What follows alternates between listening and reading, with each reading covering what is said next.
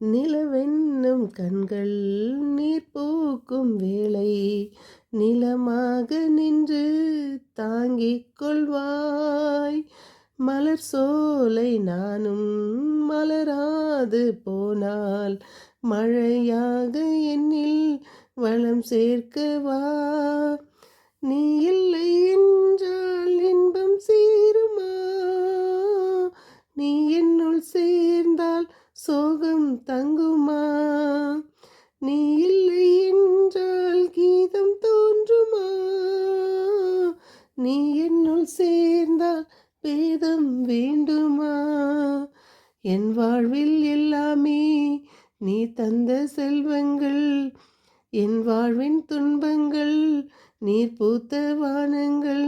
வாழ்வென்னும் பாடம் கற்றுத்தா,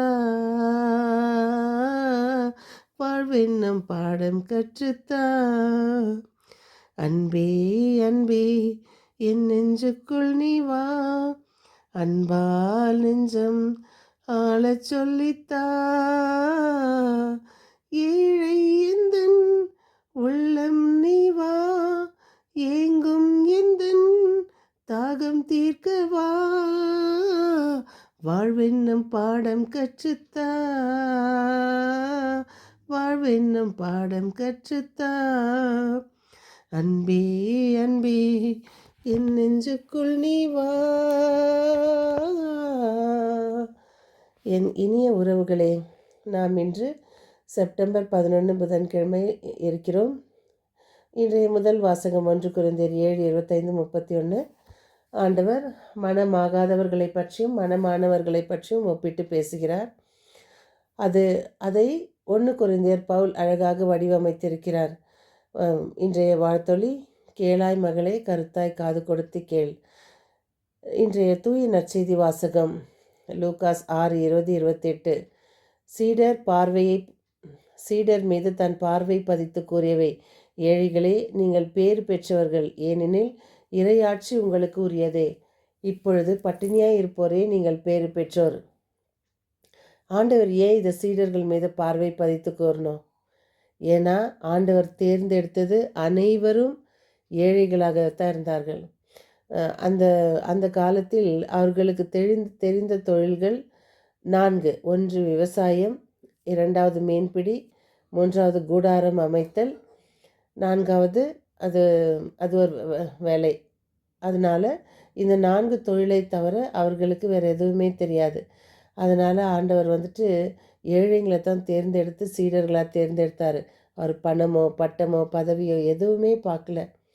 அதனால் நிறைவு பெறுவீர்கள், அப்போ அழுது கொண்டிருப்போரே நீங்கள் பேறு பெற்றோர். அப்போ நம்ம சிரித்து மகிழ்வீர்கள்.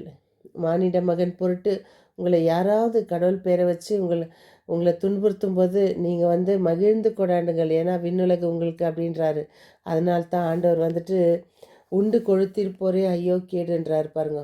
ஐயோ கேடு. ஆண்டவருக்கும் கோவம் வருது. ஆண்டவரும் திட்டி தான் நம்மளை கரெக்ஷன் பண்ணியிருக்கிறாரு. ஆனால் நம்ம அதை கடுகளும் கூட மனசில் எடுத்துக்கிறதே இல்லை. ஆனால் ஆயினும் ஆசியும் எச்சரிக்கையும் சேர்ந்தவாறு வழங்கப்பட்டிருப்பது தான் இன்றைய நற்செய்தி பகுதியாகும். நமது அன்றாட வாழ்க்கையில் நாம் 2 வகையான மனிதர்களை பார்க்கிறோம். பிறர் வாழ தங்களை கரைத்து கொள்வோர், அல்லது பிறரை வஞ்சித்து தங்களை வளர்த்து கொள்வோர்.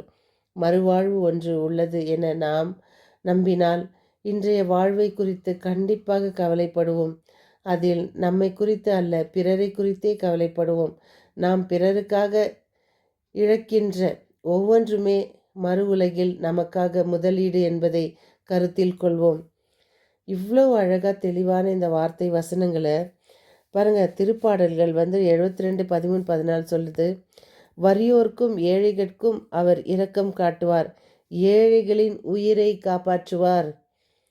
அதே போல நீதிமொழிகள் 17:5, ஏழையை ஏளனம் செய்கிறவர் அவரை உண்டாக்கினவரையே இகழ்கிறார், பிறருடைய இக்கட்டை பார்த்து மகிழ்கிறவர் தண்டனைக்கு தப்பவே மாட்டார்.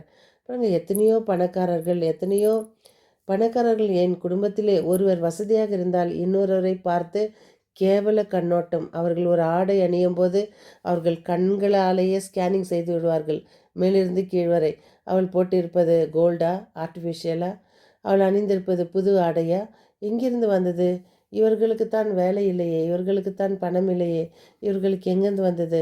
இதுபோல். ஆனால் ஏழைகளை ஏளனம் செய்கிறவர் பார்த்தீர்களா? ஆண்டவர் அவர்களை தண்டனைக்கு தப்பவே மாட்டார்களாம். அதேபோல் நீதிமொழிகள் 19:17 சொல்கிறது, ஏழைக்கு இறங்கி உதவி செய்கிறவர் ஆண்டவருக்கு கடன் கொடுக்கிறார். அவர் கொடுத்ததை அவரே திருப்பி தந்து விடுவார். பார்த்தீங்களா? இப்போ நம்ம ஒருத்தர் பக்கத்து வீட்டுக்காரோ, எதிர் வீட்டுக்காரோ, பின்னாலேயோ, இல்லை நம்மளுக்கு தெரிந்தவர்களோ, இல்லை ஆலயத்திலோ யாரோ ஒரு ஏழை நம்மளை நோக்கி கேட்கும்போது நம்ம என்றைக்கினா தாராளமாக என்கிட்ட இருக்குது இந்தான்னு கொடுத்துருக்கோமா? இல்லை. நம்மக்கிட்ட ஒன்று சில்லறை இல்லைன்னோ ஏன். ஆனால் இப்போ நிறைய பிச்சைக்காரங்க கொடுங்க நாங்கள் சில்லறை தரேன்றாங்க. பார்த்தீங்களா?